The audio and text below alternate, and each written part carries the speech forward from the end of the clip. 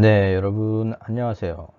컴퓨터 후반 챕터 1 인트로덕션에 대한 강의를 시작하도록 하겠습니다. 이 장에서는 우리가 한 학기 동안 컴퓨터 시큐리티에 대해 배울 그런 전반적인 내용들에 대한 것들을 쭉 훑어보는 그런 장이다라고 이제 보시면 돼요.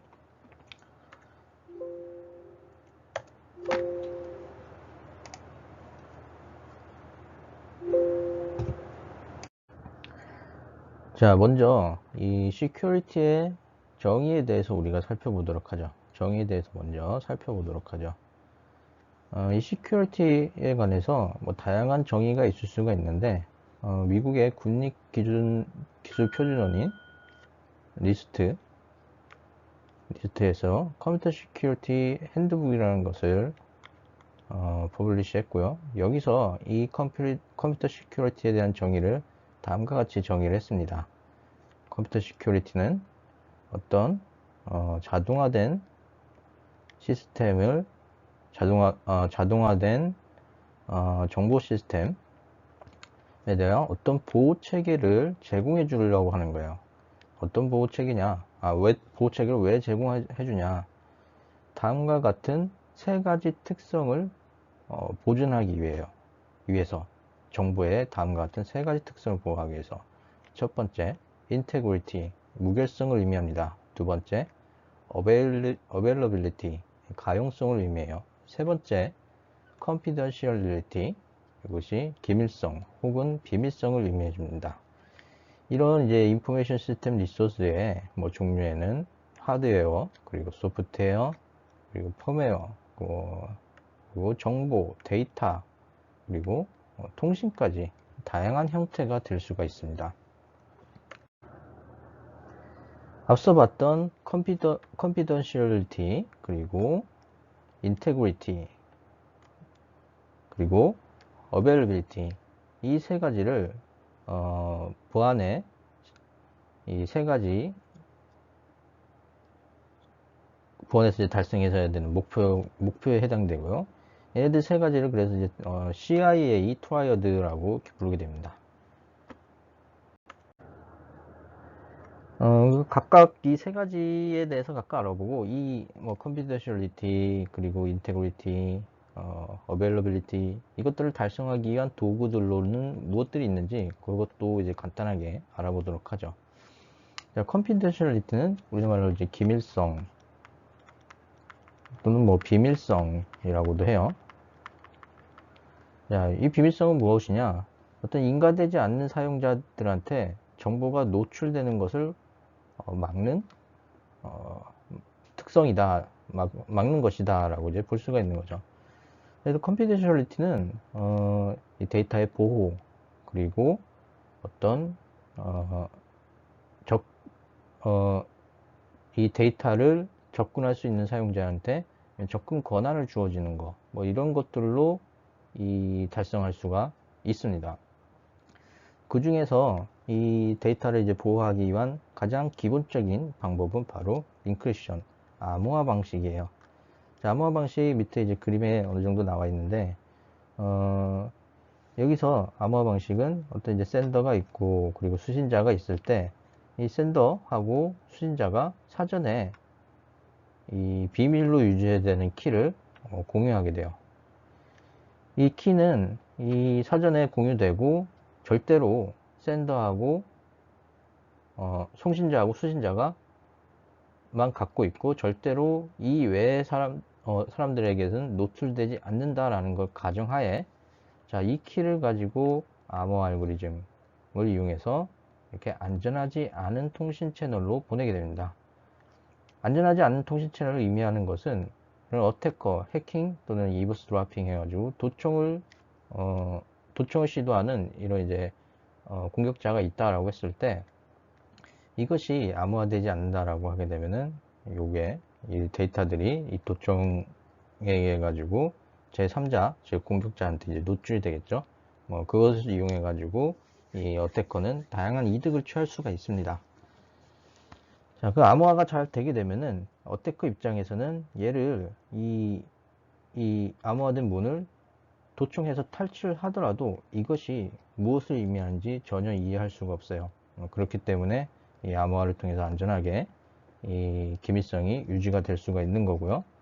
수인 측에서는 기존 송지축과 동일한 키를 사용해 가지고 이 복화 알고리즘을 이용해서 평문을 얻을 수 있기 때문에 이렇게 안전하게 송신자하고 수신자가 만 서로 이해할 수 있는 데이터를 보낼 수 있다 라고 이렇게 얘기를 할 수가 있는 거죠. 암호화 이해도 기밀성을 제공해 줄 수 있는 방법은 액세스 컨트롤입니다. 쉽게 얘기해서 이 정보를 보면 안 되는 사용자들한테 애초에 이 정보에 접근하는 것을 차단하는 거죠.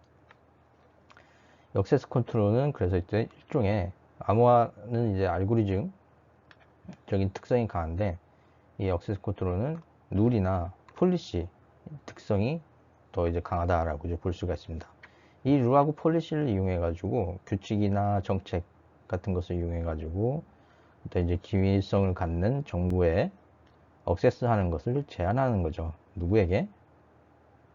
need to know.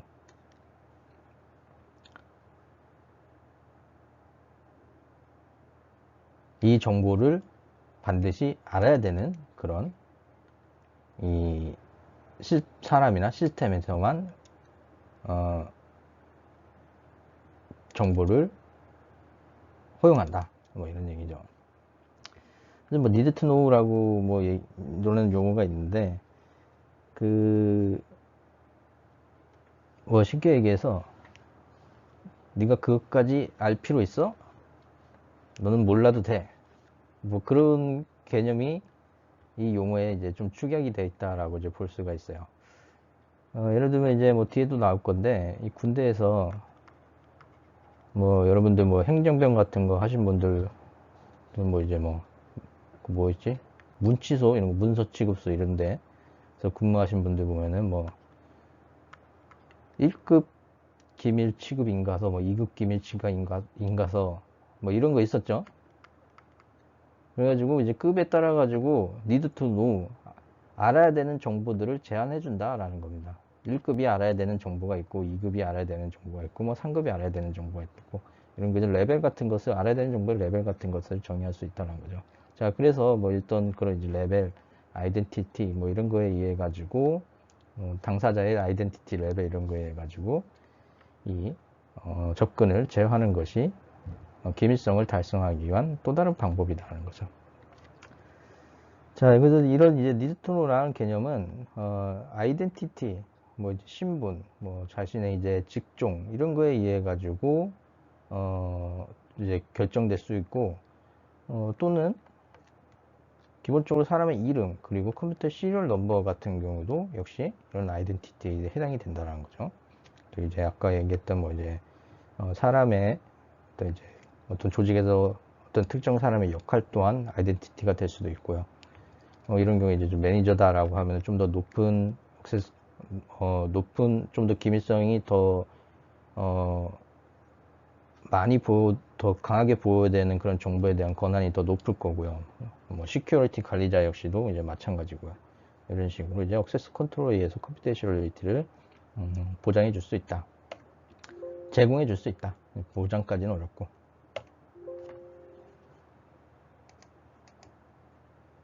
안 넘어가.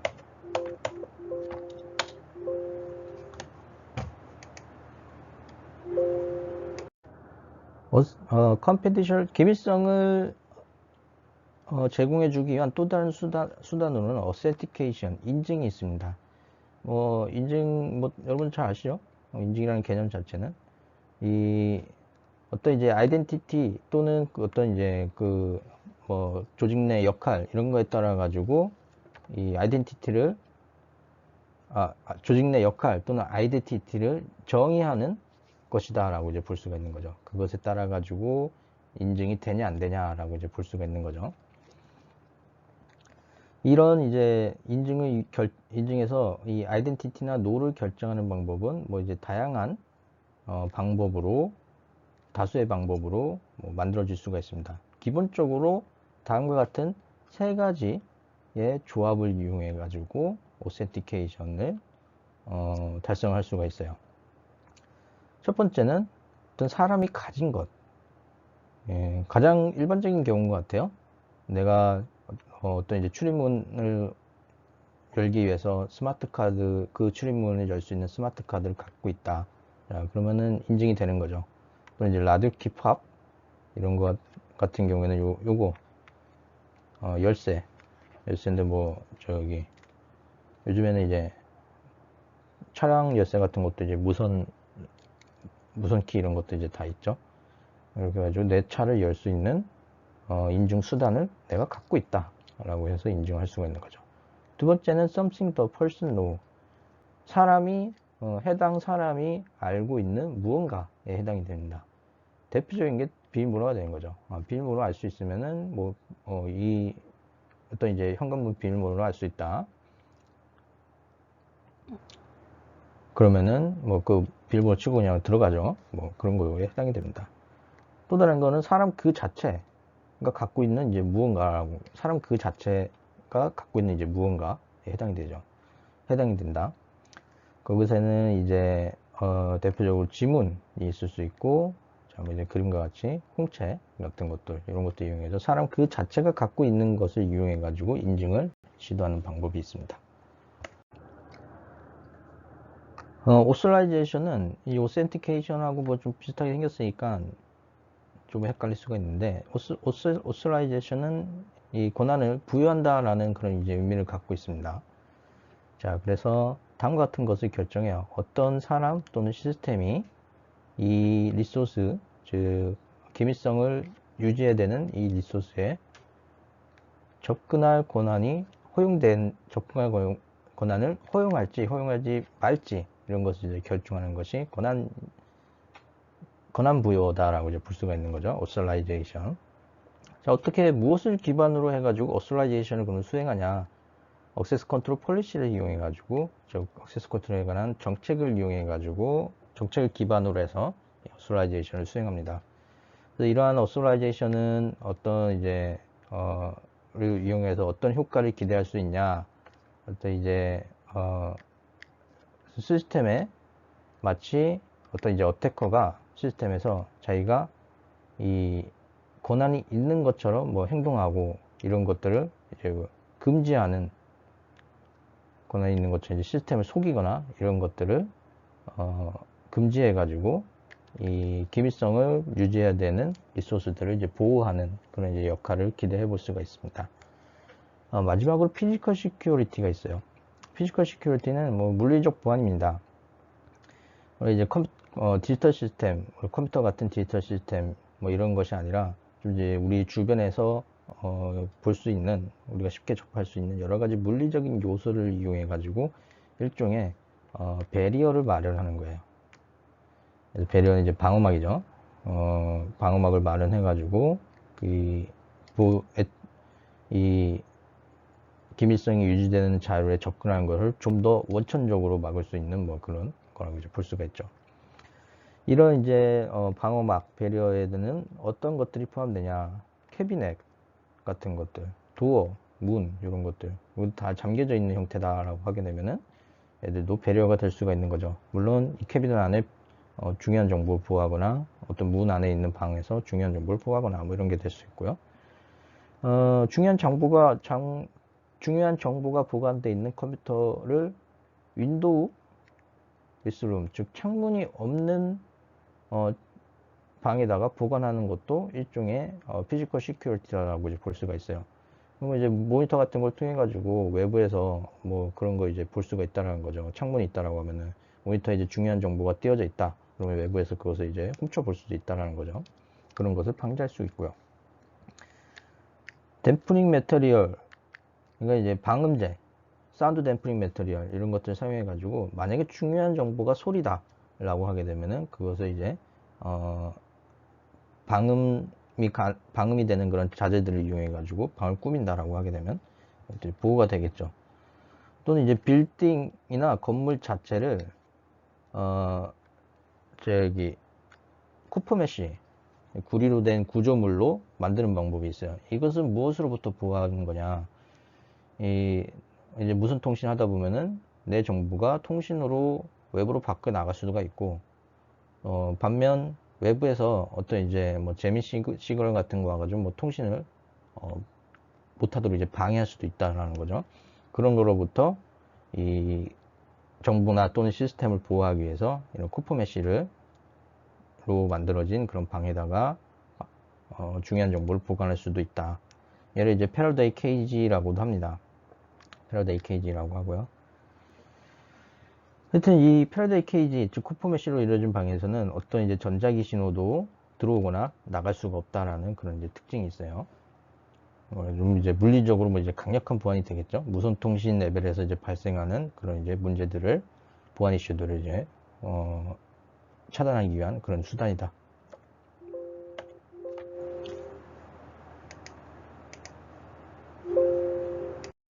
다음으로 인테그리티. 인테그리티는 우리나라 말로 이제 무결성을 의미합니다. 무결성이란 다음을 의미해요. 정보가 인가되지 않은 방법, 즉 인가되지 않은 사용자나 어떤 이제 침투 행위 이런 거에 의해 가지고 조작되지 않았다, 대체되지 않았다라는 것을 보장해 주면은 무결성을 보장해 준다라고 이렇게 얘기를 할 수가 있습니다. 무결성을 제공해 준다 이렇게 얘기할 수 있습니다. 뭐 그것을 위한 이 무결성을 제공해 주기 위한 가장 기본적인 도구는 백업입니다. 어떤 데이터가 이 백업을 해서 데이터를 이제 백업을 해서 안전한 데다 이제 백업을 하는 것을 이제 가정하는 거죠. 그러면은 외부에서 뭐 침투를 했을 때 여기 이제 참 여기서 안전하다라는 것은 매우 이상적인 상황이에요. 만약에 이제 스토리지 저장소다라고 하게 되면은 외부에서 전혀 침투할 수 있는 그런 경로가 전혀 없는 거고, 뭐 그런 거죠. 하여튼 그런 장소에다가 이제 데이터를 백업했다라고 하게 되면 무결성이 보장될 수 있다는 거죠. 근데 이제 앞서 말했지만 이제 백업 같은 경우에서 실제로 이상적으로 완벽하게 외부로부터 침투를 보호해 줄 수 있는 그런 이제 시스템은 사실상 존재하지 않다라고 이제 볼 수가 있고요. 자, 그래서 이런 이제 책섬이라는 것을 이용해 볼 수가 있습니다. 책섬 같은 경우에서는 여러분들 이제 뭐 통신 네트워크 같은 것들, 뭐 디지털 러직 이런 거를 했을 때 몇 번 이제 보셨을 텐데, 몇 번씩 등장하는 개념인데, 이제 데이터가 있으면은 빈가 띄었나 하여튼 책섬을 붙이죠. 이 책섬은 근데 계산하는 게 이 데이터를 입력값으로 해가지고 책섬을 이제 계산을 하죠. 자, 그래서 수신 측에서 송지 측에서 데이터를 기반으로 해가지고 책섬을 계산해서 수신 측에 이제 보내게 되는데, 수신 측에서 딱 봤더니 책섬하고 수신 측에서 마찬가지로 데이터를 받아가지고 책섬을 계산하고 여기서 뒷꼬리에 붙은 책섬하고 비교해 봤는데 이것이 다르다. 그러면은 이 데이터는 에러가 발생했다 라고 그렇게 판단하죠. 이 시큐리티에서 인테그리티, 무결성 관점에서는 이 에러를 단순히 조작이라고 판단해 주면 돼요. 만약에 어떤 이제 반면에 책섬이 또 이제 안전하게 보존돼야 된다라는 또 그런 또 추가적인 조건도 필요하긴 하죠. 그래서 봤더니 이제 어제 저장한 데이터의 책섬하고 오늘 계산한 거하고 비교해 봤더니 다르다라고 하게 되면 이 데이터는 이제 조작됐을 가능성이 매우 높다 이렇게 판단할 수가 있다는 거죠.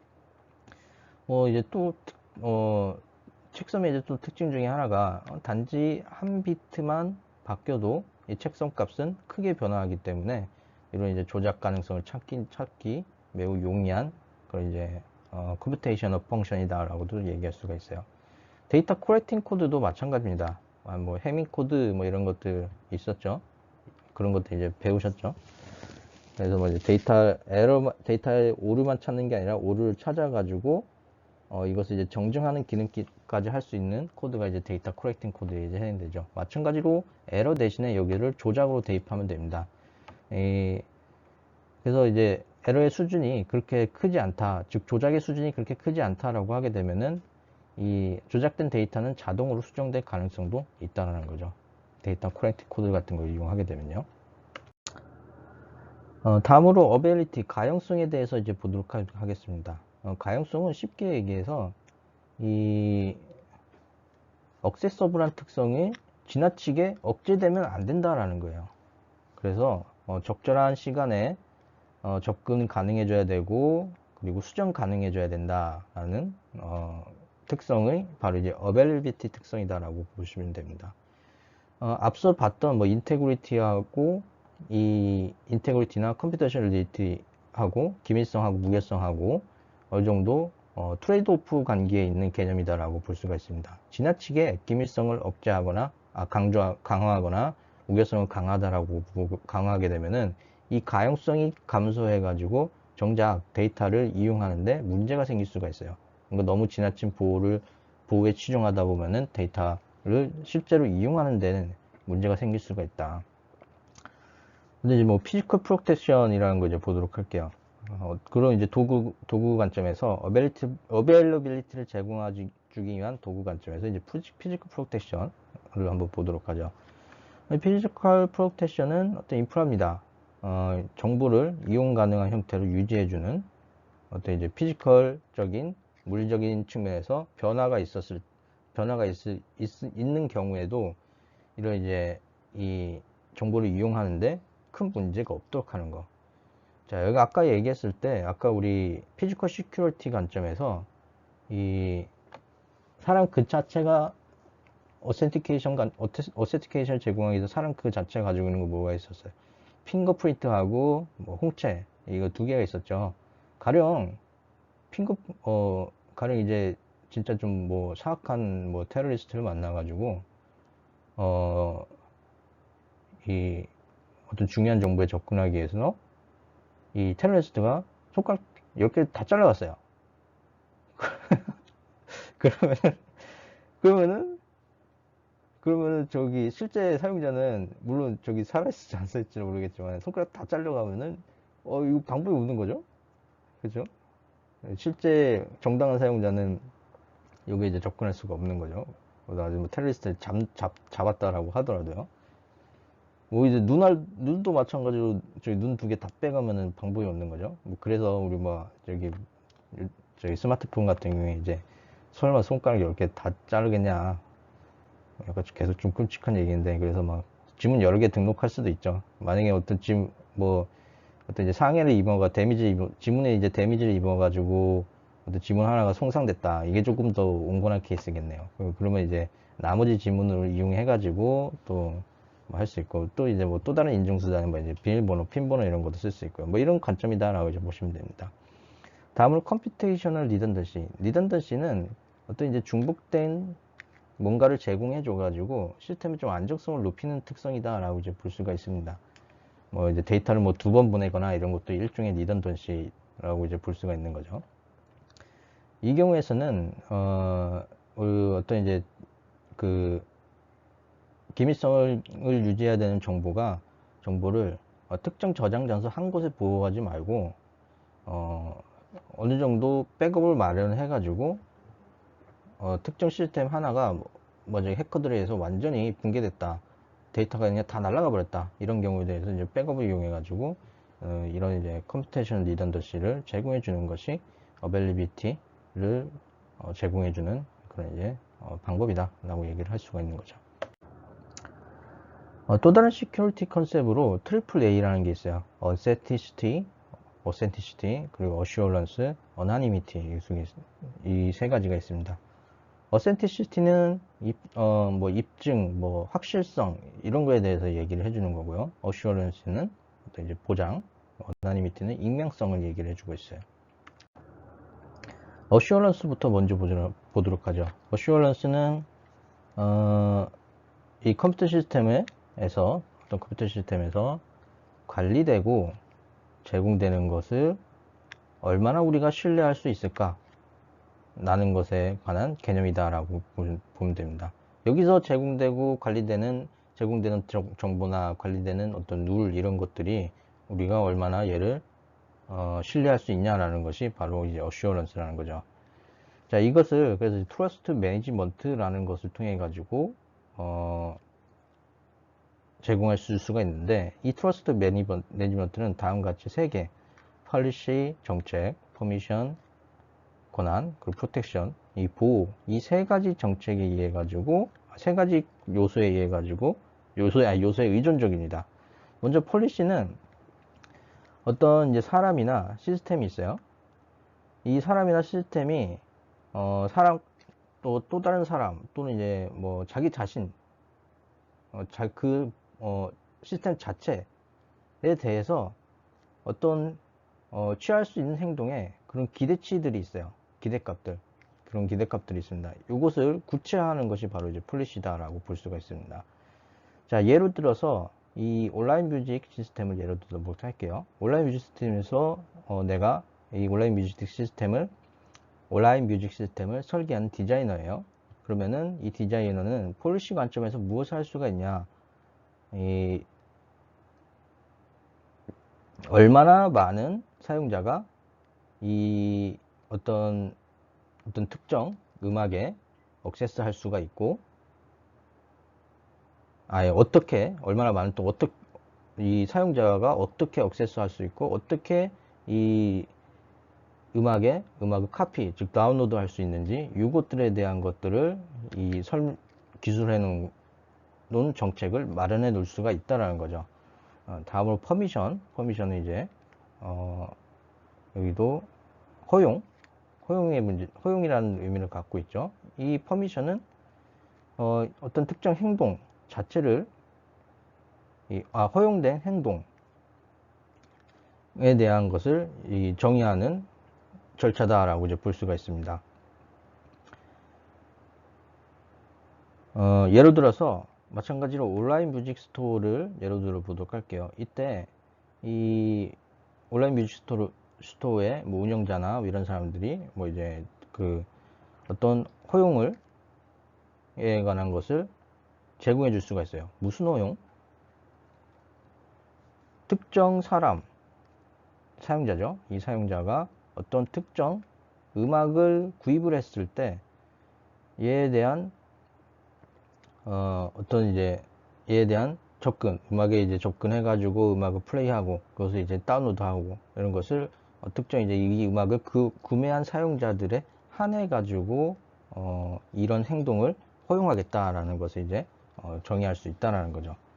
다음 이제 프로텍션. 퍼미션하고 약간 대치된 개념이다라고 이제 볼 수가 있는 거죠.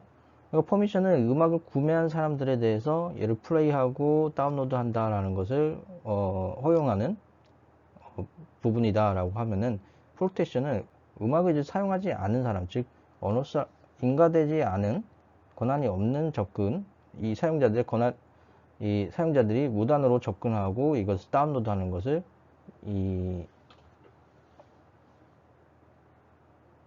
못하도록 이렇게 이제 프로텍션하는 뭐 그런 것이다라고 볼 수가 있습니다. 자, 다음으로 어센티시티라는 것을 보도록 하죠. 어센티시티, 뭐 입증, 확실성 이런 의미를 갖고 있습니다. 자, 그 어센티시티는 뭐냐? 어떤 이제 진술, 기술 또는 뭐 내가 어떤 발언한 내용, 그리고 어떤 정책, 퍼미션 이런 것들이 특정 사람이나 이 시스템에 의해 가지고 만들어질 수가 있죠. 발행될 수가 있습니다. 이것이 진짜인지 아닌지 결정할 수 있는 능력을, 어빌리티를 바로 어센티시티라고 얘기를 해줍니다. 가령 뭐 여기와 관련되어 있는 것은 non-repudiation이라는 부인 방지라는 부인 방지라는 이 시큐리티 분야에 문제가 하나가 있어요. 부인 방지는 쉽게 해서 뭐냐? 예로 하나 들게 되면은 뭐 어떤 이제 통신을 이용해 가지고 A가 B한테 내가 언제까지 1,000만 원을 주겠습니다 라고 그렇게 보냈다라는 거죠. 자, 근데 부인 방지는 이거예요. B가 그래가지고 그날이 왔어요. A야, 네가 준다고 했잖아. 1,000만 원 주세요 라고 얘기를 했어요. 근데 A가 잡아떼는 거예요. 그거 내가 보낸 메시지가 아닌데? 라고 이제 잡아떼는 거죠. 그거 아마 누가 저기 C가 몰래 와가지고 나인 척 하면서 보낸 것 같아 라고 이렇게 얘기하는 거죠. 자, 이런 것이 이제 이런 것을 이제 부인이라고 하고, 요것을 방지하는 수단이 방지하는 것과 관련되어 있는 개념이 바로 이제 오센티시티고, 이것을 방지하기 위한 대표적인 수단이 바로 이제 디지털 서명이라는 겁니다.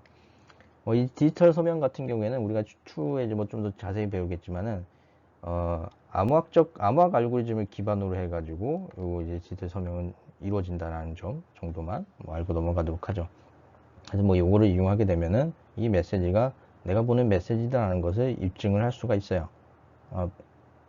하는 것이 메시지에 남기 때문에 부인 방지를 하기가 어렵다라고 얘기를 할 수가 있습니다.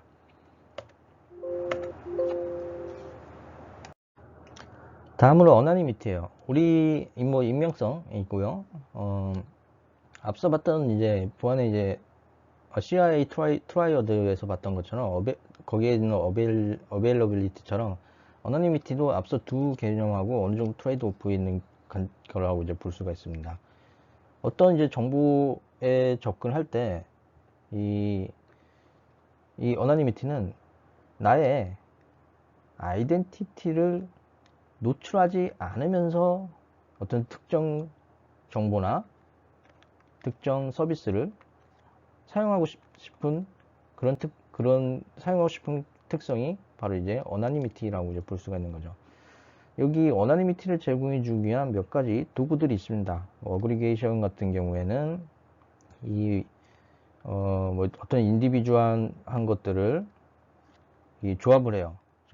어그리게이션 이제 뭐 통합한다, 합치다, 뭐 서메이션 이런 것도 하고 이제 비슷한 개념이죠. 거의 같은 개념. 그래서 봤을 때 얘네들을 합친 정보를 통해 가지고 어떤 특정한 개인에 대한 정보를 유추하기가 어렵게 하는 것이 뭐 이제 어그리게이션이다라고 이제 볼 수가 있습니다. 다음은 이제 미싱. 믹싱이 이제 정보들을 이제 혼합하는 거죠. 또 이제 거래나 정보, 어떤 이제 뭐 거래 계약 또는 이제 정보 또는 이제 뭐 통신 이런 것들을 서로 막 이제 뒤섞어 놔요. 그러면은 뒤섞인 정보는 정보들이 막 이렇게 뒤섞여 있으면은 추적이 어렵다라는 거죠. 추적이 또 특정한 개인의 정보에 대한 추적이 어렵다는 거죠. 뭐 그렇게 도달한다. 대표적인 게 사실 프락시죠. 네트워크 관점에서 우리 익명성을 어느 정도 익명성을 제공받기 위해서 우리가 일반적으로 사용되는 수단이 바로 이제 프락시죠. 웹 프락시 같은 걸 이용해 가지고 이제 내 거 이제 데이터 한번 경유하고 뭐 이런 식으로 해서 나인 걸 숨기고 뭐 프락시 서버에 근데 또 다 남아있죠. 뭐 이런 이제 프락시가 내 정보를 제공해 주지 않아야 된다라는 또 이제 문제도 있긴 하고요. pseudonyms 이것은 픽셔널 아이덴티티입니다. 즉 가명을 의미해줘요. 우리가 인터넷 사용하고 이럴 때 뭐 이제 익명 게시판 뭐 이런 거랑 이제 좀 비슷한 개념이다라고 이제 볼 수가 있는 거죠. 이런 식으로 해서 어나니미티를 정해 줄 수가 있다. 다음으로 컴퓨터 시큐리티에서 이 위협이 되는 요소 그리고 공격 요소, 공격 시나리오 뭐 이런 것도 이제 기본적인 몇 가지에 대해서 알아보도록 할게요. 제일 대표적인 게 우리 뭐 크립토그래피 암호학 분야에서 언급이 될 텐데 이브스드로핑이라는 용어가 있습니다. 이브스드로핑은 도청을 의미해줘요. 자, 여기 그림이 있어요. 우리가 앞으로 앨리스, 밥, 이브라는 용어를 자주 사용할 수가 있게 됩니다. 앨리스는 샌더예요. 어떤 메시지를 보내는 샌더고, 밥은 이 메시지를 받는 리시버라고 이제 볼 수가 있습니다. 이브는 앨리스와 밥이 안전하지 않은 채널을 사용해 가지고 메시지를 서로 이제 주고받을 수가 있는데, 이때 안전하지 않은 채널을 도청해 가지고 메시지를 훔치는 악의적인 공격자라고 이제 볼 수가 있습니다. 자, 그래서 이브스드로핑에서 이 악의적 공격자 이브의 이름이 바로 이제 도청을 의미하는 이브스드로핑에서 유래됐다라고 이제 보시면 돼요. 앨리스, 밥, 이브 이 세 가지 용어는 이 컴퓨터 시큐리티 분야에서 관용적으로 이게 샌더, 리시버, 이브스드로퍼 이 세 가지를 의미하는 악의적인 공격자 이 세 가지를 의미하는 표현으로 자주 사용됩니다. 자, 그래서 정보를 인터셉션 하는 거를 의미를 하고요. 이브스트라핑은. 얼터레이션이라는 개념이 있어요. 얼터레이션은 어떤 정보를 허용되지 않은 정보의 조작을 의미해 줍니다. 정보의 수정을 의미해 줘요. 이런 상황이 어떻게 발생할 수 있냐? Man in the middle attack이라는 개념이 있어요. 우리나라 말로 중간자 공격이라고 해요. 벌써 목이 아프네. 중간자 공격 보면은 2부가 중간에 있는 거예요. 어디하고 어디 중간에 있냐? 샌더하고 리시버의 중간에 있어가지고 중간에 있는데, 여기서 이 중간장 공격은 무엇을 하냐? 자, 지금 같은 시나리오요. 뭐 일단 센서가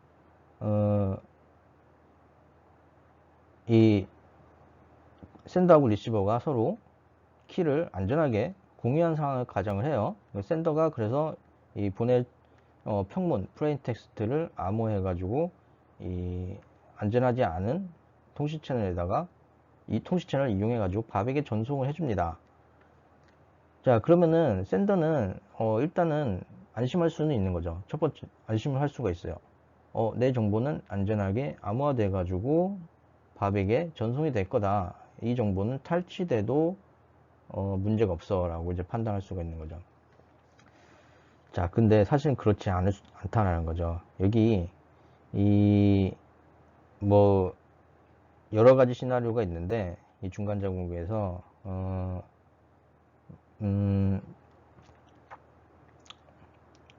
암호문을 이 어태커가 이 뭐 비밀키를 뭐 알아내는 상황도 있는데, 알아내지 못하고 뭐 이제 평문 자체가 이 어떤 특정 암호문 자체가 뭘 의미하는지 이해한 다음에 뭐 이렇게 공격하는 방법도 있어요. 뭐 자세한 얘기는 나중에 하죠.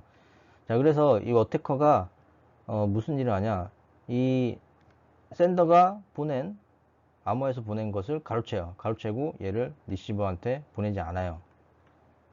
그 다음에 무엇을 하냐? 대신에 어떤 자기한테 이득이 될 만한 정보를 암호화해서, 이 암호문은 이 리시버가 갖고 있는 비밀키를 이용해 가지고 해독할 수 있는 암호문이에요. 평문으로. 자, 그럼 이렇게 해 가지고 대신 리시버한테 전송한다는 거죠. 가령 여기 이 사이퍼 텍스트 C'에, 즉 어태커가 마치 샌더의 암호문인 것을 위장한 거에는 뭐 이런 내용이 들어올 수가 있다는 거죠. 먼저 샌더가 리시버한테는 나한테 샌더한테 B는 A한테 1000만 원을 보내세요 라고, 그런 게 본문 내용이었는데, 그렇지 않고 어태커한테 1000만 원을 보내세요 라고 그렇게 조작해 가지고 보낼 수 있다는 거죠. 하여튼 뭐 이런 것을 이제 얼터레이션이라고 얘기해 줍니다. 그래서 맨 인 더 미들 어택, 중간자 공격을 이용해 가지고 중간자 공격 시나리오에서 이루어질 수 있는 부분이고요. 도스 얘기는, 뭐 디나이 오브 서비스 얘기는 뭐 많이 아실 거예요. 뭐 이제 뉴스에도 나오고, 뭐 그러니까 뭐 여기는 뭐 이렇게 서비스 거부 공격이죠. 여기 뭐 메일 한꺼번에 보내가지고 앨리스가 갖고 있는 시스템을 마비시킨다. 그러면 요것을 서비스를 마비시키는 것을 기점으로 해가지고 또 여러 가지 다양한 공격 시나리오가 연계가 될 수가 있습니다. 마스크레이딩은 이제 뭐 중간적 공격에서 이제 하고 조금 비슷해요. 차이가 있는데, 애초에 이 앨리스가 아닌데 이브가 앨리스인 척 하면서 밥하고 서로 이제 통신한다는 거죠. 뭐 이런 게 이제 어떻게 가능하냐? 뭐 이게 도스 서비스하고 연계되어서 이루어질 수가 있어요. 도스 서비스하고 가령 밥은 앨리스하고 통신을 하는데, 앨리스는 이제 IP를 알고 있다. 그래서 IP를 기준으로 이제 막 통신한다라고 가정해 볼게요. 도스를 이용해가지고 얘 시스템을 이제 마비시켜버리는 거예요. 마비시켜버리면은 무엇을 할 수 있냐? 이분은, 야, 이 앨리스가 갖고 있는 IP를 이제 내가 사용해가지고 내가 앨리스인 것처럼 위장해가지고 이제 밥하고 통신하겠다. 뭐 그런 식으로 이제 할 수가 있던 거죠. 뭐 그러면은 이제 뭐, 여기서 막 중요한 정보들 막 오고 갈 수가 있죠. 그런 것도 이제 가능하다.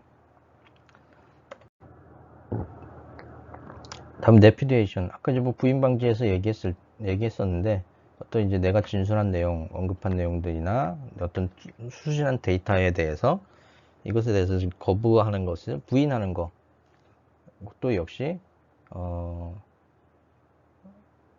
보안 시큐리티 관점에서 뭐 위험 요소 중에 하나가 될 수 있다. 문제 요소가 하나 된다. 뭐 코렐레이션하고 트레이스백 이런 것도 있는데 여기 이제 크립토그래피 암호화 관점에서 이 사실 암호화가 완벽하지가 않습니다.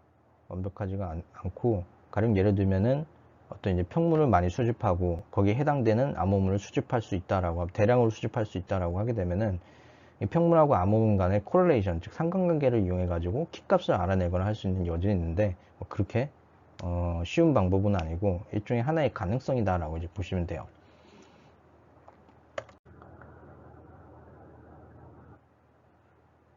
자, 그 다음으로 이 보안의 10원칙에 대해서 보도록 하죠. 10가지 보안 원칙에 대해서 보도록 하죠. 좀 많습니다. 많고 조금 뭐 좀 헷갈려요. 첫 번째, 이코노미 오브 메커니즘. 어떤 보안과 관련된 메커니즘은 이코노미 해야 된다는 거. 이제 뭐 저기 경제적으로 경제성이 있어야 된다. 너무 많은 비용을 이 보안 시스템을 구축하는데 너무 많은 비용을 지불해서는 안 된다는 거죠. 이게 뭐 비용은 여러 가지가 될 수가 있죠. 뭐 컴퓨팅 자원 같은 것들도 될 수 있고, 뭐 예를 들어서 정의부터 보죠. 그러니까 이 이코노미 오브 메커니즘이라는 것은 심플리시티를 강조합니다. 그리고 이 심플리시티 어떤 측면에서 설계하고 구현 측면에서 심플리시티를 심플리시티를 강조한다. 단순해야 된다는 거죠. 설계하고 구현됐을 때. 자, 그래서 왜냐 이런 이제 단순한 보안 프레임워크가 이 보통 뭐 일반적인 이 보안 프레임워크를 사용해야 된 사용자 관점에서 이것이 어떻게 동작하는지 이해하기 쉽게 하고 뭐 그래서 이제 사용을 촉진하고 여러 사람이 사용할 수 있게 하고 이런 것들이 이제 가능해 준다는 거죠. 뭐그 밖에도 뭐 좀 가용성하고도 이제 관련된 개념인데 만약에 뭐 이 지나치게 뭐 기밀성은 크게 제공해 줄 수 있는 어떤 암호 알고리즘을 사용했어요. 다만 이 암호 알고리즘 즉 평문에서 암호문을 생성하고 반대로 암호문에서 복구문을 생성하는데 이 알고리즘의 시간 복잡도가 크다 라고 하게 되면 거기서 큰 오버헤드가 되겠죠. 뭐 통신은 뭐 적어도 수미리세컨 이내로 수십 미리세컨 이내로 이루어져야 그래도 이제 뭐 정송 지연 측면에서 좀 이제 안정성 있는 시스템이 될 텐데 뭐 그런 부분에서 이제 문제가 될 수 있다는 거죠. 뭐 하는데 뭐 1초 넘게 걸린다 이러면은 못 쓰는 알고리즘이죠. 다음 fail safe default. fail safe default 뭐 이걸 의미하는 것은 일단 fail safe이라는 용어에 대해서 보도록 할게요. fail safe는 이 디자인적 요소예요. 어떤 실패가 발생해도 그 시스템이 안전한 상태를 유지해야 된다. 이 보안 같은 경우에서는 뭐가 되겠어요? 그러면 보안에 대해서 페일이라는 것은 데이터를 잘 보호하지 못했다. 또는 이제 외부로부터 공격해서 잘 보호하지 못했다. 뭐 그런 경우가 발생하더라도 이 데이터가 안전한 상태를 유지해야 된다. 그리고 이제 디폴트 그것을 이용해가지고 그렇게 하기 위해서 이 어떤 디폴트 어떤 이제 보안에 대한 요소 설정할 때 디폴트한 컨피그레이션을 사용해야 된다. 이 디폴트한 컨피그레이션을 이를 위해서 컨저베이티브 프로텍션 스킬 즉 어떤 보수적인 관점에서 이 설정을 유지하도록 해줘야 된다는 거죠. 무슨 얘기냐? 예를 들어서 어떤 이제 운영체제에다가 어떤 특정 유저를 새롭게 추가한다라고 이제 보도록 할게요. 이 유저가 처음부터 너무 큰 권한을 가지면 안 되고 최소한의 접근 권한을 가질 수 있도록 하는 것이 바로 이제 디폴트 컨피그레이션을 설정해야 되는 거고 이런 관점이 바로 이제 보수적인 프로텍션 스킴이다라고 이제 볼 수가 있는 거죠. 만약에 처음부터 큰 어떤 최소한의 액세스 권한이 아니라 좀 더 이제 자유롭게 접근할 수 있는 그런 권한을 부여한다라고 하게 되면은 여기서 만약 그게 이제 뭐라고 해야 되지? 그렇게 되면은 이게 거기서 발생할 수 있는 문제적 사항이 많이 더 크게 발생할 수 있다는 거죠. 애초에 처음부터 작은 권한을 줘라. 그리고 이제 점진적으로 권한을 확대하라. 이것저것 이제 확인하면서 뭐 그런 얘기입니다. 자, 근데 이제 뭐 불행히도 이 처음부터 우리가 되게 답답하죠. 여러분 리눅스 할 때 어떻게 돼요? 누트 권한부터 요즘에 안 그러나? 누트 권한부터 저기 먼저 획득하고 시작하죠. 비밀번호 1, 2, 3, 4로 해놓고 뭐 옛날엔 그랬는데 요즘 어떻게 되냐. 하여튼 이제 불행하게도 운영체제가 사용자 편의성 때문에 좀 이런 부분들은 잘 지켜지기가 어렵 측면이 있다라는 거. 라는 거. 또 뭐예요? 뭔 얘기냐?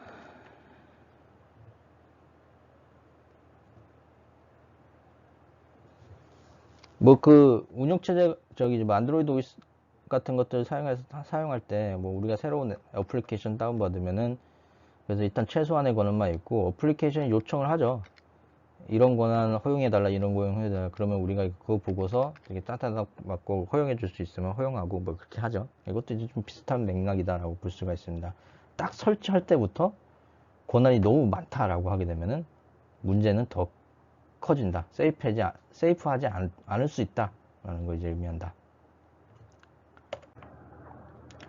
다음으로 컴플리트 메디에이션에 대해서 보도록 하죠. 이 컴플리트 메디에이션은 우리나라 말로 뭐 완전한 조정, 뭐 완벽한 조정, 완벽한 중개, 완벽한 조정 뭐 이런 뜻으로 해석이 될 수가 있습니다. 자, 이것은 뭐냐? 컴플리트 메디에이션에 대한 아이디어는 어떤 이제 액세스들이 매번 있어요. 이것이 시간에 따라 변하고 시간이 지나도 이 보호 체계, 이 시스템이 갖고 있는 보호 체계를 준수하고 있는지 지속적으로 체크를 해줘야 된다, 검토를 해줘야 된다는 것을 의미를 해줘요. 그걸 이제 예를 들면은 이 시간이 지나면은 지남에 따라 가지고 어떤 이제 사용자에 대한 퍼미션은 권한은 변경이 될 수가 있습니다. 그러면은 변경이 되면 어떻게 되냐? 그것을 이제 어떤 이제 이전에 이 권한 이전에 권한에 대한 것을 체크한 결과를 이 세이브하고 시스템에 이제 기록하고 이것을 이용해 가지고 이 컴플리트 메디에이션을 수행해 줘야 된다는 거죠. 뭐 예를 들면 이제 여기 이제 좀 말이 좀 이상하게 한 것 같은데, 대표적인 게 온라인 뱅킹 웹사이트, 뭐 대부분의 지금 요즘에 조금 이제 어느 정도 조금 이제 좀 중요한 노출이 안 돼, 이제 저기 뭐냐, 근데 온라인 뱅킹 웹사이트 같은 것도 이런 이제 재산 침해 이런 것도 여지가 있는 좀 중요한 사이트들, 좀 보안에 신경 써야 되는 이런 사이트 같은 경우, 뭐 쉽게 얘기해서 뭐 특정 시간, 15분이 지나면은 재인증하거나 뭐 이런 것도 이제 시스템이 필요하죠. 아니면 이제 재인증이 안 되면은 자동으로 로그아웃 해야죠. 이런 것들, 이것이 이제 컴플리트 메디에이션을 의미해 줍니다. 이제 시간에 따라 가지고 퍼미션이 변화하는 특성을 반영을 해줘야 된다. 그렇게 해서 이 풀텍스 보호 체계를 잘 준수하는지 확인해야 된다라는 것이 이제 컴플리트 메디에이션입니다.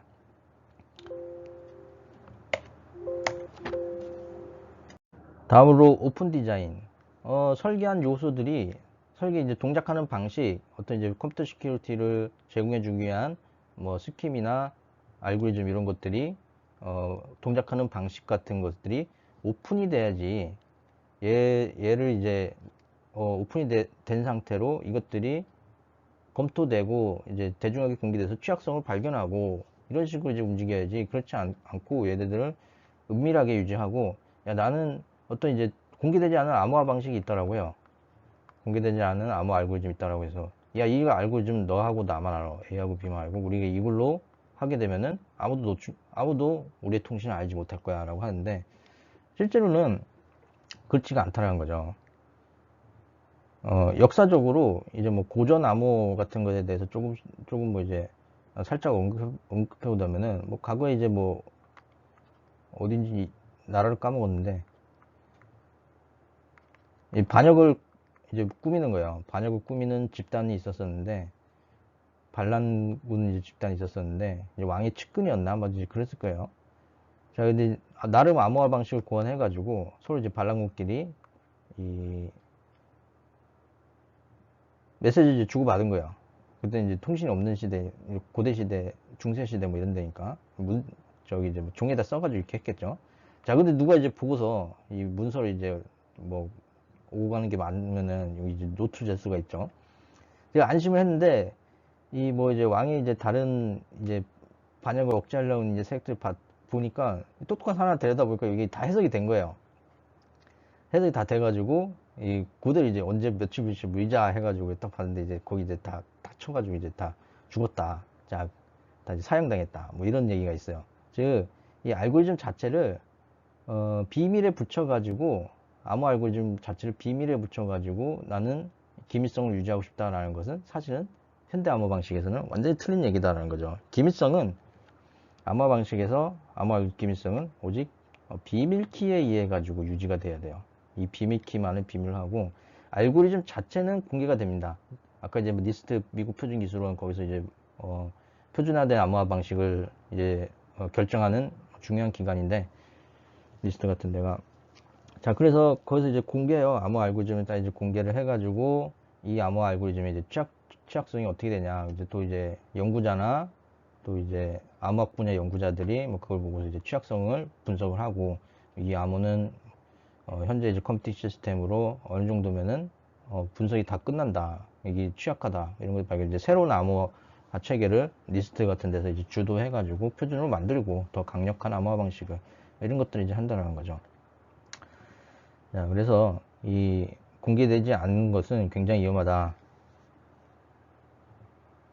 그것을 이제 무지성에 의한 보안이라고 하게 되는데 이런 것이 무지성에 의한 보안은 합리적이지 않다라는 거, 잘못된 접근이다라는 걸 얘기해 주고요. 뭐 아까 이제 역사 얘기 잠깐 했는데 역사적으로 그런 경우들이 상당히 많이 있다라는 거. 또 뭐 있더라? 재미난 얘기가.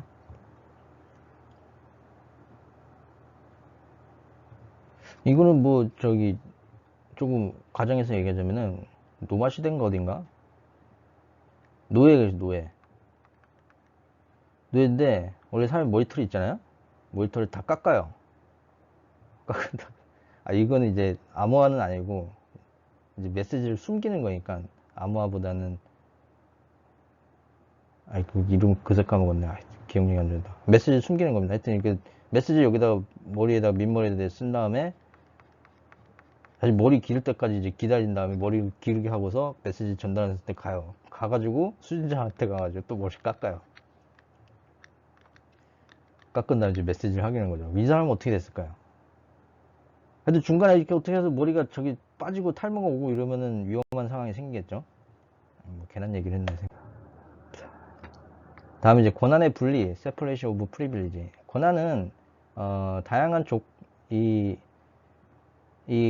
separation 권한의 분리는 이제 다양한 조건들이 어떤 이제 제한된 리소스에 접근하기 위해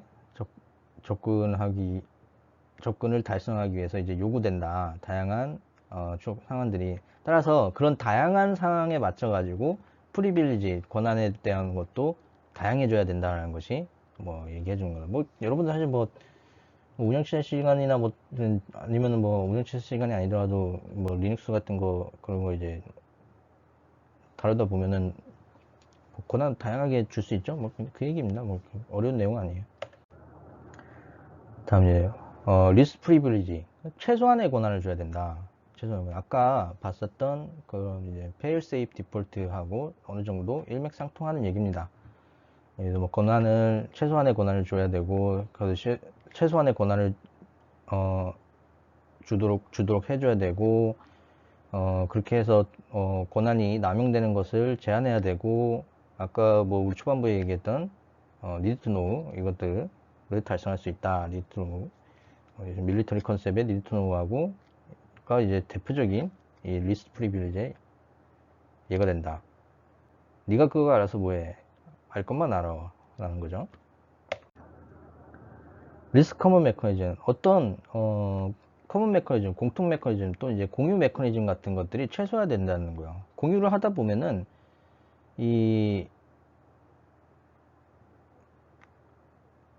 예, 하나 이상의 유저에 의해 가지고 공유되는 것들이 최소화돼야 된다. 리소스 이런 것들 그런 허용이 최소화된다. 자, 왜냐? 유저들은 이 자원에 접근하기 위해서 여러 채널들을 가지고 있어요. 여러 채널들이 유저마다 뭐 하나씩 있다라고 이제 보도록 해도 여러 채널이 되는 거죠. 자, 이럴 때는 예측하지 못하는 여러 채널을 통해 가지고 데이터의 접근이 들어오기 때문에 예측하지 못하는 그런 문제들, 보안적인 이슈들이 발생할 수 있다는 점. 그래서 최소화해야 된다. 공유 폴더 같은 것들. 다음은 Psychological Acceptability, 어떤 심리적 수용성. 우리 앞서 맨 처음에 봤었던 이코노미 오브 메커니즘하고 좀 이것도 일맥상통하는 관점이 있어요. 심리적 수용성, 이제 봤을 때 어떤 보안 메커니즘이 뭐 알고리즘 복잡할지 몰라도 이것을 사용하는 거에 대한 어떤 유저 인터페이스 이런 것들이 암호 알고리즘 있고 만들어줄 수가 있죠. 암호 알고리즘을 적용한 프로그램 텍스트를 입력하세요 라고 한 다음에 그것에 하고 그것을 이제 암호 알고리즘을 통해 가지고 하는 그런 유저 인터페이스가 있을 수가 있죠. 야, 이것이 너무 복잡하고 직관적이지가 않다 라고 하게 되면 사람들은 이것을 사용하지 않을 것이다 라는 거죠. 그런 경우를 생각을 해 가지고 심리적인 수용성을 고려를 해서 일반적인 사용자, 보통의 사용자도 사용할 수 쉽게 이제 보안 시스템을 설계해 줘야 된다라는 걸 의미합니다. 워크 팩터는 이제 작업 개수라고 우리가 얘기할 수 있는데 가령 이 어떤 시스템은 더 강력한 보안을 요구할 수 있고 어떤 시스템은 덜 강력한 보안을 요구할 수가 있어요. 예를 들어서 단순히 학생의 학점을 저장하는 데이터베이스 시스템이다 라고 하게 되면은 물론 요것도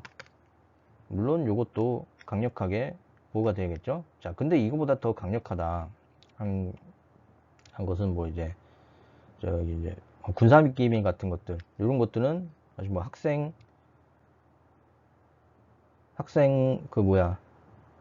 학생 성적보다 좀 더 강력하게 보호돼야 되죠. 학생 성적도 좀 강력하게 보호돼야 될 것 같긴 한데 군사 기밀보다는 더 강력하게 보호되는 것은 맞는데 하여튼 그렇죠. 자, 즉 워크 팩터는 얘기 뭐냐? 소 잡는 칼로 닭을 잡지 말라라는 것을 의미를 해줍니다. 이 어떤 보안적인 더 강력한 어떤 보안 위협으로부터 얘를 보호하기 위해서는 더 강력한 리소스, 컴퓨팅 리소스나 이런 것들이 필요하게 될 텐데 그것을 굳이 걸맞지 않은 시스템에다가 우리가 할 필요가 있냐라는 거죠. 그렇게 해가지고 적절하게 운용해야 된다는 걸 의미해 줍니다. 컴프로마이스 리코딩은 이런 경우에 해당이 돼요. 이제 보안에 대해서 어떤 보안을 위협하는 요소들이 있어요. 걔를 매번 엄격하게 정교한 방법을 적용해 가지고 얘를 이제 보호한다 이런 것보다는 차라리 그 상황에 대한 어떤 이제 침투 상황에 대한 세부 상황을 기록해내는 것이 오히려 더 바람직할 수가 있다라는 것을 의미해 줍니다. 무슨 얘기냐? 대표적인 게 사실 CCTV예요. 제가 또 CCTV로 또 연구과제 하고 있지 않습니까? 이 CCTV 같은 경우에는 이제 범죄 억제 효과가 있다라고 하죠. CCTV가 범죄 억제 효과 갖는 이유는 우리가 죄를 저질러도 여기 CCTV에 기록이 다 남기 때문에 어차피 잡힐 것이다 라는 그런 어떤 심리적 작용 때문에 발생할 수가 있는 거죠. CCTV 자체가 범죄를 방어한다라고는 볼 수 없고 CCTV가 이제 기록하는 그 영상들이 심리적으로 작용해서 범죄를 억제할 수 있다라고 이제 볼 수가 있는 거죠. 즉 누가 이제 침투를 했어요. 근데 CCTV는 이 물리적으로 침투하는 것 자체를 막을 수는 없어요. 어떤 집에 침투했는데 다만 추후에 봤을 때 내가 어차피 CCTV에 걸리니까 저긴 침투 못해. 차라리 이것을 기록하는 게 낫다. 기록하게 되면은 일단 체증 효과가 있으니까 이것이 오히려 좋다. 즉 여기서 이제 범죄 억제를 못하더라도 나중에 만약에 실제로 범죄 침투하는 상황이 발생했다라고 하더라도 나중에 이제 CCTV가 기록한 영상을 보고서 일종의 사후 대처를 할 수가 있다라는 겁니다. 뭐 그 내용이 뭐 이런 내용이고요. 이 CCTV가 있고 서버 같은 경우에는 외부로부터 침투 같은 것들을 이제 사후에 분석할 수가 있죠. 로그 같은 거를 유지해 가지고 누가 침입을 했는데 여기서 이 사람이 침입자가 어떤 파일, 어떤 디렉토리 이런 에 액세스하고 뭐 카피해 갔는지 이런 것들을 다 로그로 막는 것이 차라리 처음부터 막는 것보다 막으려고 골머리 싸는 것보다 훨씬 더 효과적일 수 있다는 걸 의미해 줍니다. 액세스 컨트롤에 대해서 몇 가지 또 얘기를 해보도록 할까요? 액세스 컨트롤 뭐 요소, 유저 그룹, 어센티케이션, 패스워드, 파일 프로텍션, 액세스 컨트롤 리스트 뭐 이런 것들이 있습니다. 하나하나 살펴보도록 할 거고요. 뭐 이런 질문, 액세스 컨트롤 관련해서 이런 질문들 할 수가 있겠죠. 어느 유저가, 어느 사용자가 어느 파일을 읽고 쓸 수 있냐, 그리고 정말 이 파일은 세이프할까, 안전할까, 루트가 된다는 것은 무엇을 의미하나, 우리가 진정으로 컨트롤하고자 하는 것은 무엇인가 라는 것 정도. 어세스 컨트롤 매트리스에 대해서 이제 보도록 하죠. 여러분들 운영체제 같은 거 하셨으면은 요 테이블 쉽게 이해가 되실 거예요. 루트라는 이제 최상위 권한을 갖고 있는 사용자가 있죠. 맨 처음에 제가 학부 때 루트, 여기 이제 운영체제 배웠을 때는, 아니다, 쓸데없는 얘기 하지 말아요. 네. 라떼는 얘기 하지 말아야 돼. 목만 아파. 마이크, 로버트, 뭐, 베커, 뭐, 이렇게 해가지고, 뭐, 이런 사용자들이 있죠. 거기서 이제 뭐, 이런 사용자들이 있습니다. 얘네들은, 이, 서브젝트에 해당이 되죠. 주체에 해당이 되죠. 그 오젝트가, 얘네들이 이제 접근할 수 있는, 경로들에 해당이 되고요. 디렉토리, 뭐, 이런 것들에 해당이 되죠. 뭐. 그리고 각 셀에 어떤 권한을 주어질 거냐. 뭐, 루트는 뭐, 읽기 쓰기, 뭐, 이거 다 된다, 뭐, 이런 거, 뭐, 다 하고, 이게 뭐, 별것도 아닙니다. 여기서. 뭐, 비어있는 셀은 권한이 주어지지 않는 거, 해당 거에 돼요. 뭐, 이렇게 하는 거죠. 그래서 뭐, 이게 쉽게 얘기해서 액세스 컨트롤 매트리스고, 요것을 이용해가지고, 접근 제어를 관리한다. 라고 이제 보시면 됩니다. 액세스 컨트롤 매트릭스가 있고, 액세스 컨트롤 리스트가 있었죠. 리스트는 이제 오브젝트 중심으로 해가지고, 아까 이제 사용자들이 어떤 권한을 갖고 있냐, 리드 라이트냐, 뭐 이런 것들을 쭉 정리한 형태다라고 이제 볼 수가 있습니다. 이런 것도 이제 좀 다른 관점에서 액세스 컨트롤 매트릭스하고 다른 관점에서 액세스 컨트롤을 쭉 관리할 수가 있다는 거죠. 케이퍼빌리티는 이제 사용자 관점이죠. 서브젝트 중심으로 쭉 해서 이 사용자가 어떤 오브젝트에 어떤 권한으로 접근할 수 있냐는 거. 그래서 이 세 가지 관점으로 이 액세스 매트리스, 액세스 리스트, 액세스 컨트롤 리스트, 케이퍼빌리티 뭐 세 가지 관점으로 이 액세스 컨트롤을 관리할 수 있다. 뭐 이런 얘기를 하고 있습니다. 롤 베이스드 액세스 컨트롤에서 뭐 여기에 따라 뭐 다양한 이 롤을 정해줄 수가 있다. 이 앞서 우리가 얘기를 했어요. 어떤 이 체어가 있고 각 직책들이 있죠. 이 직책에 따라 가지고 이 권한들을 세부 설정할 수 있다는 것을 의미해 줍니다. 계속해서 이제 관리에 대해서 이제 얘기를 하고 있습니다. 다음은 이제 암호화에 대해서 얘기를 좀 간단하게 해보도록 하죠. 암호화는 뭐 얘기했지만 앨리스하고 밥이 통신을 하는데 여기 안전하지 않은 채널을 통해 가지고 앨리스가 보낸 메시지를 이브가 악의적인 공격자 이브가 탈취할 수가 있어요. 요것을 대해서 이런 상황에서 이브가 데이터를 탈취해도 암호화를 통해서 탈취한 데이터를 알아볼 수 없게 만드는 것. 반면 밥은 앨리스하고 공유한 정당한 키가 있기 때문에 이것을 이용해 가지고 이 메시지를 평문으로 복원해서 정상적으로 해석할 수 있다는 거. 뭐 그거를 이제 의미하죠. 암호화는 크게 인크리션 앤드 디크리션, 암호화 알고리즘하고 복호화 알고리즘 두 개로 나눠져 있습니다. 여기서 메시지 라지 M을 메시지라고 정의하고 플레인 텍스트, 아직 암호화되지 않은 문서 텍스트이기 때문에 플레인 텍스트라고 이렇게 부르도록 하죠. 근데 앨리스는 플레인 텍스트 M을 암호화 알고리즘을 사용해 가지고 암호화 알고리즘 2를 사용해 가지고 암호화를 수행합니다. 그 결과를 사이퍼 텍스트 C고 이것을 평문 M에 대한 암호문 사이퍼 텍스트 C다 라고 이렇게 얘기를 해줄 수가 있어요. 자, 지금 여기서 그래서 얘를 이퀘이션으로 표현하면 사이퍼 텍스트 C 그리고 암호화 알고리즘 E, 여기 평문 M이 있죠.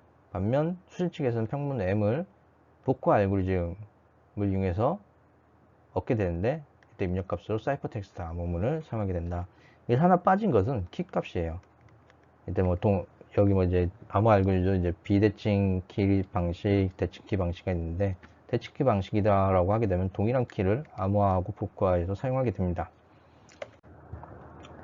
자, 이런 암호화를 이해한 시스템에 대해서 이제 구성 요소들 무엇들이 있냐? 가능한 평문들의 집합, 가능한 암호문들의 집합, 그리고 암호화 키, 복호화 키. 대칭 키 암호화 시스템은 암호화 키하고 복호화 키가 동일하고요. 비대칭 키 암호화 시스템은 암호화 키하고 복호화 키가 서로 다를 수가 있습니다.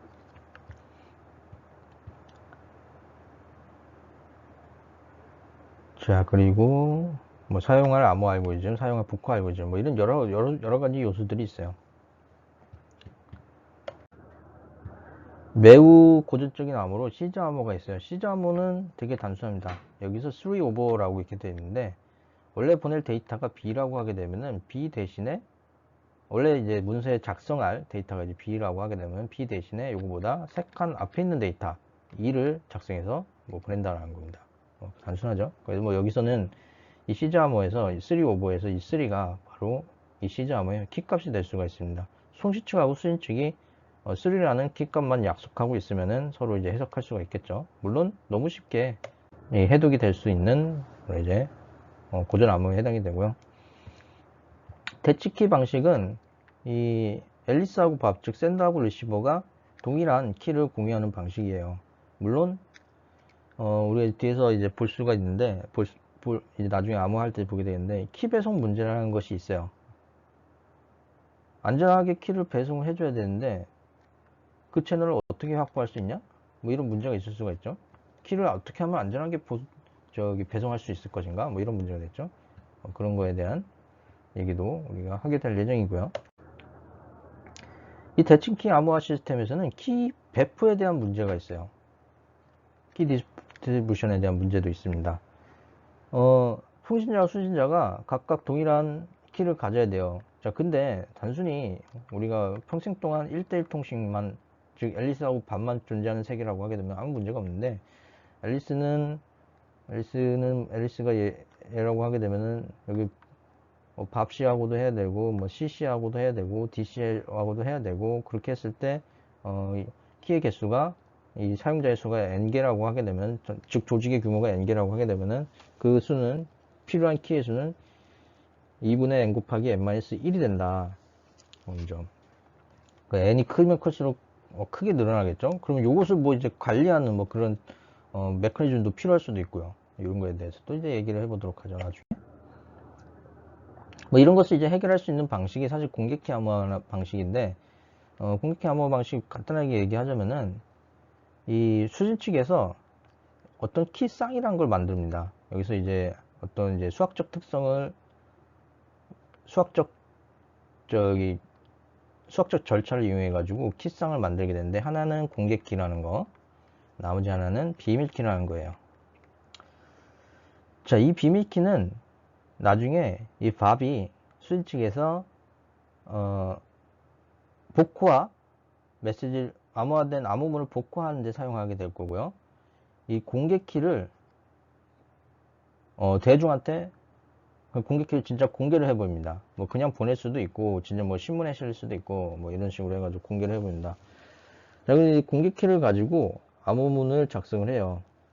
자, 그리고 수학적 관계에 의해 가지고 이 퍼블릭 키하고 프라이빗 키가 갖고 있는 수학적 관계 이해해 가지고 이 암호문을 복화 단계에서 나중에 이제 이 퍼블릭 키로 암호화된 암호문이 이 수집 측 바빅에 전달됐을 때 이 프라이빗 키를 이용해 가지고 풀 수가 있다는 거죠. 즉 복화하는데 사용되는 키는 어디서 공개되지 않고 안전하게 보관되어 있고, 공개 키라는 것을 이용해 가지고 암호화를 하고, 자, 이 암호문은 어떻게 도청이 되더라도 비밀키라는 것을 갖고 있지 못하기 때문에 해독하지 못한다는 문제가 있어요.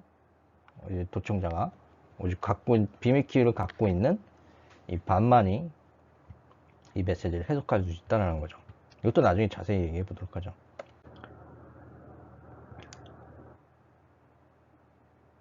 그래서 이제 공개키 같은 경우에는 키 배포 문제에서 비교적 자유롭다라고 볼 수가 있습니다. 그러니까 한 쌍씩이 아니라 이 공개키를 다 주고 나는 프라이빗 키만 각각 이제 보유하고 있으면 되기 때문이죠. 훨씬 더 키 배포 관점에서 훨씬 더 문제가 완화된다는 것을 확인할 수가 있어요. 또 이제 뭐 디지털 서명은 이 공개키 암호 알고리즘을 응용을 해가지고 만들어줍니다. 뭐 이거 좀 자세한 얘기는 뭐 나중에 하도록 하고요. 해시 펑션이라는 것도 있어요. 해시 펑션은 아까 같은 책섬하고 어느 정도 비슷한 개념입니다.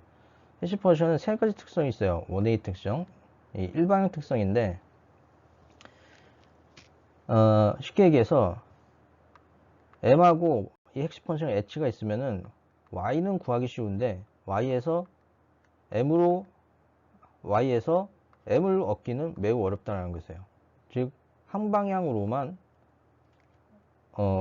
한 방향으로, 즉 y를 구하는 방향으로만 이 값을 쉽게 얻을 수 있다는 거. 그래서 일방향 특성을 의미하고요. 컬리션 레지던트라는 거 레지던트 충돌 내성이라는 개념이 있습니다. 이 핵심 펑션은 메시지가 규모가 이따만하다 하도 이렇게 크다라고 해도 그 결과인 핵심 펑션의 결과인 y는 항상 그 크기가 일정하다는 거죠. 얘가 뭐 10기가든 10기가바이트든 1기가바이트든 1메가든 간에 가령 예를 들면은 y는 항상 128비트다 뭐 이런 식으로 항상 동일한 결과를 낸다는 거죠. 그러면은 어떤 문제가 생기겠어요? 메시지의 규모는 무한한데 이 해시 펑션의 결과값은 한정이 되어 있어요. 그러면은 메시지가 비록 다른 메시지더라도 동일한 핵심값 y로 출력하는 경우가 발생할 수가 있다는 거죠. 이것이 바로 이 해시 펑션에서 충돌이라는 개념인데, 이러한 경우가 적게 일어날수록 이 컬리션 레지스턴트, 즉 충돌 내성이 강하다라고 얘기할 수 있는 해시 펑션입니다. 그래서 이제 샤가 있습니다. 유명한 샤가 있고요. 이것도 이제 그 리스트에서 공모를 통해 가지고 이 해시 펑션에 대한 좋은 알고리즘을 선별을 해서 표준으로 선택했다라고 보시면 돼요. 그것이 SHA 샤입니다. 그리고 이제 메시지 오센티케이션 코드 같은 것들도 있고, 그 오센티케이션에 대한 코드를 메시지에 삽입한다라고 이제 보시면 돼요. 삽입을 해가지고 일종의 그 앨리스하고 밥이 정당한 아니지. 메시지가 조작되지 않았다. 즉 무결성을 갖추고 있다는 것을 제공해주는 방법이에요. 앞서 봤던 책섬하고 좀 비슷한 개념이라고 보면 되는데, 이제 해시 펑션을 이용해 가지고 이 코드를 만들고 이 책섬처럼 수집 측에서 이제 비교를 해주는 거예요. 그래가지고 이제 다르면은 이 메시지는 조작되지 않았다 이런 거 이제 판단할 수 있다는 거죠. 이것도 이제 자세한 얘기도 뒤에 중에 해보도록 하죠.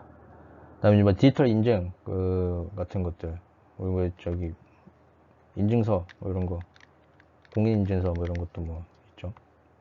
이거 아닌가? 공인인증서? 또 이것도 암호학 메커니즘하고 역시 관계가 있습니다. 핵심 펑션도 암호학 알고리즘 베이스로 해가지고 만드는 펑션이고요. 비밀번호에 대한 얘기도 해보죠. 비밀번호는 이제 어세티케이션을 위한 중요한 수단이죠. 우리가 상에 있는. 그래서 뭐 여기서 이제 그 해시 어떻게 데이터베이스 상에 비밀번호가 저장이 되냐. 당연히 그냥 저장이 되면 안 되겠죠. 그냥 저장이 되면 데이터베이스만 뚫면은 여기 데이터베이스 유저 아이디하고 패스워드 두 개 다 있는데 다 뚫리겠죠. 그러면 그러니까 이렇게 해시 형태로 저장을 해줘요. 해시 형태로 저장합니다. 실제로 이 저기 비밀번호가 도구 124다. 얘를 이제 해시 펑션을 돌려가지고 저장해줘요. 그러면은 나중에 어떻게 하겠어요? 저기 얘 인증하는 시스템에서는 이거 비밀번호가 맞냐 안 맞냐라는 것을 확인하는 시스템 어떻게 되겠어요? 이거 입력을 해요. 동일한 해시 펑션을 사용하겠죠? 그럼 뭐 그런 시스템이 있다라고 했을 때 이 해시 값하고 이 데이터베이스에 있는 해시 값하고 비교하면 된다라는 거죠. 그러면은 비밀번호 자체를 데이터베이스에 저장하지 않더라도 비밀번호가 맞냐 틀리냐라는 것을 체크할 수가 있습니다. 그럼 이제 비밀번호 자체를 저장하는 것보다 무조건 안전하겠죠. 그럼 어떤 패스워드가 강력한 패스워드냐? 뭐 조금 지겨운 얘기인 것 같아요. 이제 대문자, 소문자 다 들어가야 되고 특수문자 들어가고 숫자 들어가야 된다. 이런 거 얘기하죠. 왜 그러냐? 일단 패스워드에 대한 전사 공격이라는 것이 가능할 수가 있어요. 가능한 모든 패스워드를 다 시도해 보는 거예요. 자, 이랬을 때 만약에 6개의 단어로 구성된 패스워드를 구성한다. 숫자로만 한다. 그러면 10의 6승. 여기다가 저기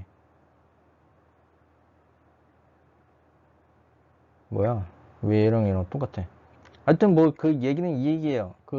점차 그 저기 가능한 경우의 수들을 아니지 저기 숫자를 추가하고 숫자로만 이루어진 거는 요게 뭐 100만 수준인데 대문자 추가하고 소문자 추가하고 소문자 추가하고 대문자 추가하고 스페셜 캐릭터까지 추가하게 되면은 엄청나게 늘어난다라는 걸 이제 뭐 의미를 하는 것 같아요. 그래서 이 정도 된다. 얘는 이제 전사 공격으로 해독하기가 현실적인 시간 내에서 이 암호를 다 해도 현실적인 시간 내에서 이제 현재 컴퓨터 시스템으로는 얘를 이제 얻어내기가 어렵다라는 거죠. 뭐 하지만 이제 이거 외에 우리가 실제로 우리가 웹사이트 같은 데서 이거에 대한 또 다른 애초에 저기 뭐 몇 번 로그인하면 아예 차단을 해버리죠. 실패를 하게 되면 몇 번 로그인 실패를 하게 되면 차단을 아예 해버리죠. 이런 식으로 전사 공격 자체가 되지 않도록 불가능하도록 그렇게 처리를 해줍니다.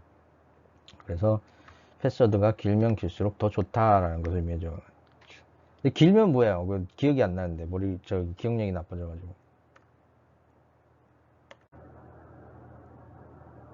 네, 그래서 아까 브루트 포스 테스트라는 것이 있어요. 전사 공격이라고는 전사 공격 뭐 전사 테스트라고 할 수가 있겠네요. 가능한 모든 경우의 수들을 다 검토를 해가지고 패스워드를 찾는 방법이다라고 이제 볼 수가 있는 거죠. 만약 패스워드가 60일 동안 바뀌지 않았다. 그러면은 패스워드 길이에 따라 가지고 몇 초당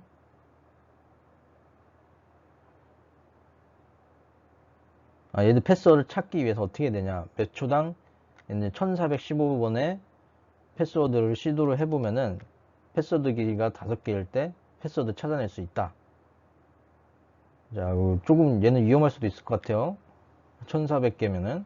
자, 근데 6개일 때 13만, 7개일 때 1200만, 11억, 110억 맞나? 1105억? 1105억이네? 1105억. 이렇게 해가지고 패스워드 길면 길수록 거의 불가능한 형태까지 나온다.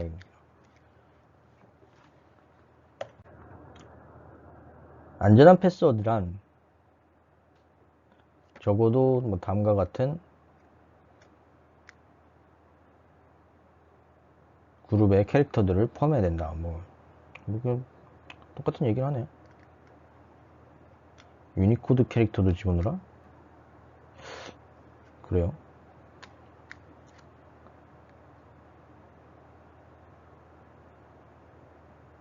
뭐 그렇습니다. 뭐 저희가 아예 하여튼 뭐 다양하게 쓰라는 얘기죠. 뭐. 예. 자, 마지막으로 사회공학적인 접근 방식에 대해서 이제 보도록 할게요. 우리가 이제 디지털 시스템에 뭐 침투하거나 뭐 알고리즘의 암호화 알고리즘의 약점을 이용하거나 그런 게 아니라 일단 사람에게 접근을 해가지고 뭔가 이제 심리적인 이런 것들을 이용하는 식으로 해서 시스템의 보안을, 시큐리티를 무너뜨리는 것이 이제 사회공학적 방법이다라고 합니다. 프리텍스팅 같은 경우에서는 이제 피싱, 스미싱하고 좀 이제 비슷해요. 어떤 이제 뭐 스토리를 막 이제 꾸미는 거죠. 거짓으로 해가지고 뭐 또 스토리를 꾸며가지고 비밀번호를 뭐 보내주세요, 또는 어떤 중요한 정보를 저한테 알려주세요 라고 좀 이제 뭐 그런 부분들, 대상은 뭐 관리자 같은 경우, 관리자 이런 거 그렇게 해가지고 이야기를 꾸며가지고 이런 정보를 획득하는, 비밀 정보를 획득하는 그런 경우 이제 프리텍스팅이라고 이제 하고요. 베이팅도 좀 스미싱, 우리가 알고 있는 스미싱 이런 거랑 이제 좀 안 비슷하네. 베이팅은 어떤 물리적인 보상을 줘요. 기프트, 물리적인 보상을 줍니다. 뭐. 그래서 이것을 받은 사람이 이제 요것에 대한 대가로 어떤 비밀 정보를 주거나 또는 어떤 이제 보안에 위협이 될 만한 행동을 대신 해주거나 무엇을 이제 받았다고. 그래서 영화 같은 거 보면은 막 그런 거 많이 있잖아요. 옛날 영화 같은 거 봐도 이제 돈 찔러주고 잠깐 어디 딴 데 가가지고 놀다 와, 막 이런 식으로 경비원한테 이런 것도 이제 좀 비슷한 거죠. 다음 쿼드 프로 코어 라틴어인데 이거 우리나라 말로 이제 대가성이라는 뜻을 가지고 있어요. 베이팅하고 뭐 상당히 비슷해요. 영어로 이제 something to something이라고 이제 또 얘기를 하고요. 이것도 베이팅하고 비슷한데 어떤 이제 대가를 주는 거예요. 그래서 근데 이 대가는 뭔가 조금 물리적인 그런 보상이기보다는, 야, 내가 네가 이번에 좀 비밀 정보 이제 뭐 제공해 주면은 이제 경쟁회사에서 해가지고 너 임원으로 채용해 줄게, 뭐 이런 거. 그래서 이게 뭔가를 약속을 해주는 거죠. 물리적인 거다. 대가성 뭐 이런 거죠. 뭐 그런 거를 이제 얘기를 합니다. 자, 아무튼 뭐 여기까지 해서 1장 인트로덕션 마무리하고, 조금 약간 좀 늦었네. 하다 보니까 늦어서 죄송합니다. 예, 그러면은 금요일 날 수업에서 뵙도록 하겠습니다. 감사합니다.